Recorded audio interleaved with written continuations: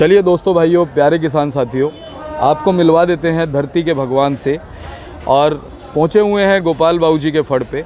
इनसे बात कर लेते हैं, इनसे जानकारी ले लेते हैं, कहाँ से आए हैं, कैसा इनका एक्सपीरियंस रहा और प्याज के बाज़ार और भाव को लेकर के इनकी इस समय क्या इनके व्यूज़ हैं, उसके बारे में बात कर लेते हैं।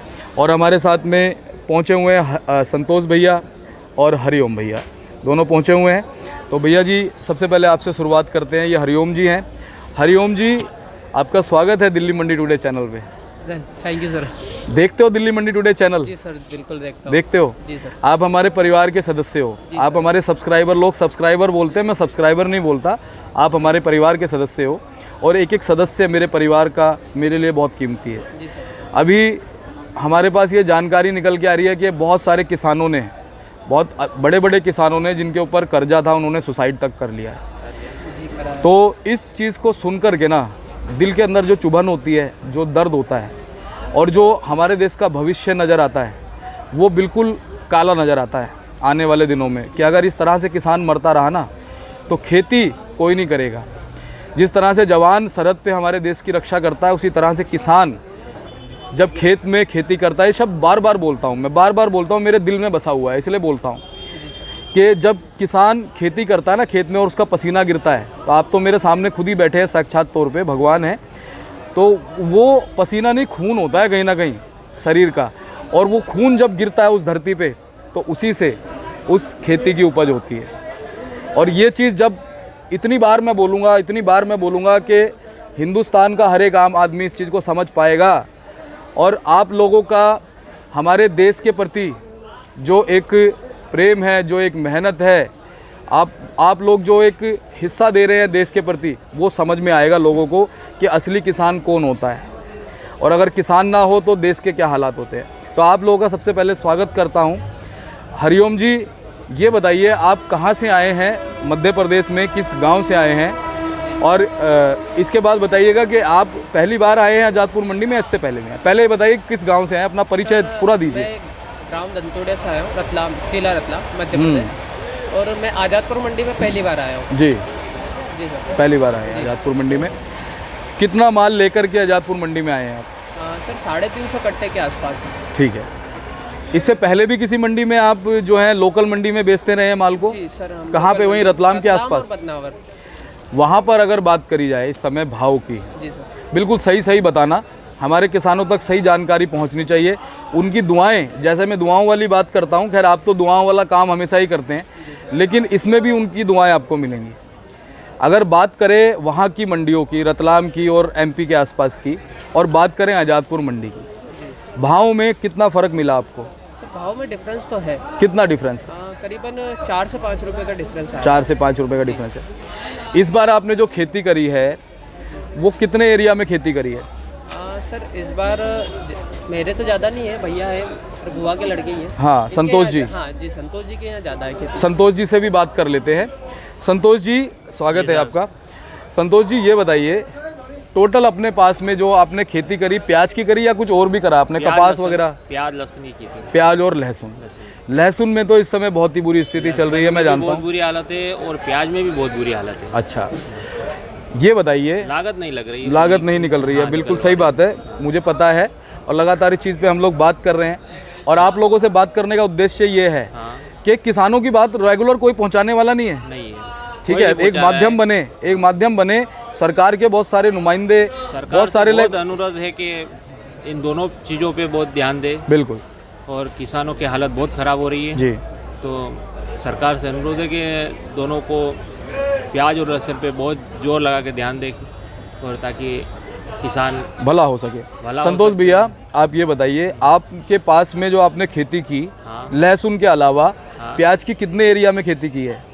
लहसुन के अलावा प्याज में मैंने 5 बीघा में खेती। 5 बीघा में आपने खेती की है। और 5 बीघा में अगर बात करें, कितना क्वांटिटी प्याज निकल के आया है? उसमें अच्छी क्वालिटी का कितना है और डाउन क्वालिटी कितना है? टोटल प्याज कितना निकल के आया? टोटल प्याज निकला था 80 कुंटल। 80 कुंटल निकला था। हाँ। ठीक है। उसमें से 20, मतलब 1 टन भी पूरा नहीं निकल पाया। कितना? अच्छा, 10 कुंटल का हो गया। 6 टन। हाँ, 6 टन हुआ। 6 टन निकल के आ गया। ठीक है, 6 टन निकला जी। उसमें से 1 टन तो खराब हो, जी मतलब छोटा निकल जाता है। जी। और अभी समझ तक अगर हम उसको स्टॉक करते हैं हाँ तो उसका 1 टन खराब भी हो जाता है। अच्छा हाँ, सुकत बहुत बैठ जाती है इसकी। जी।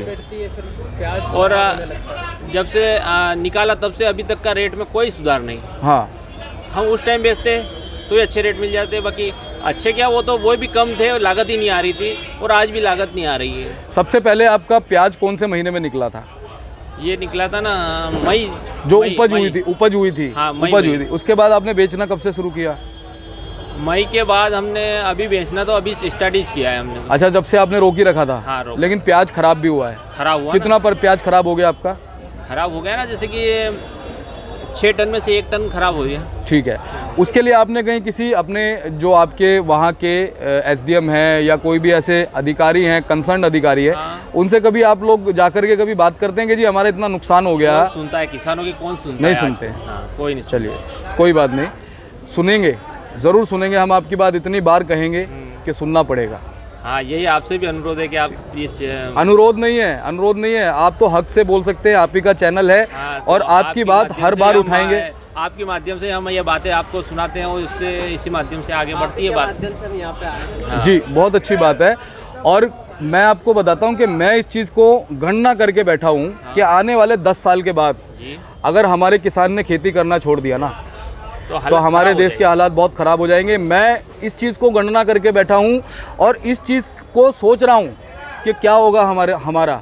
लोग इस भागदौड़ की ज़िंदगी में इस चीज़ का अंदाज़ा नहीं लगा पा रहे हैं, इस चीज़ को सोच नहीं पा रहे हैं।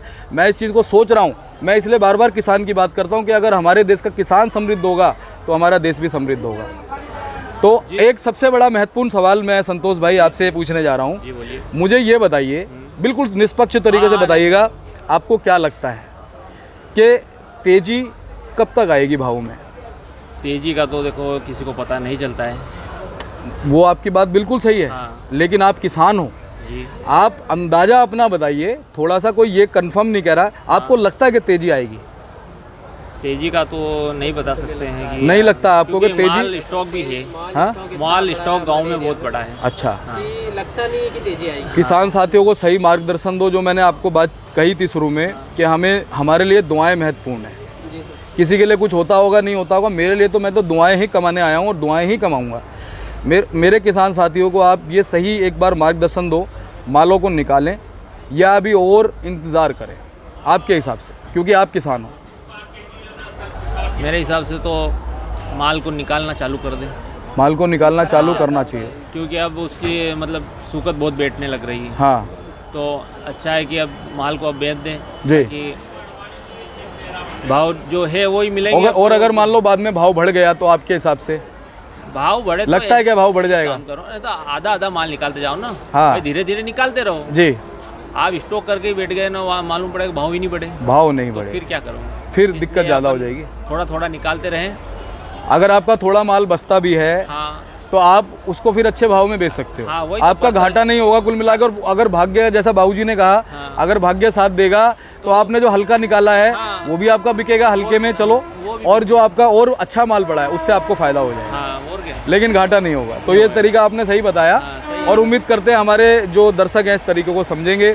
हरिओम भाई, संतोष भाई, हाँ बोलिए ना। सर मैं कहना चाहता हूँ कि जैसे जो भी किसान भाई प्याज वगैरह की खेती करते हैं, हाँ उसमें मैं ये कहना चाहता हूँ कि जब आप माल निकालें, जी तब इतनी क्वांटिटी का माल निकाल दे कि जो आपकी लागत है जी वो आप निकाल लें। जी जो भी प्रॉफिट लॉस है जो आप बाद में बचा के रखते हैं, जी वही प्रॉफिट लॉस रहेगा आपका। हाँ। जो लागत है वो आप तो निकाल लिया ना, हाँ। वो निकाल लेना चाहिए हाथों हाथ। जी, जी। मेरे ख्याल से वो सही रहेगा।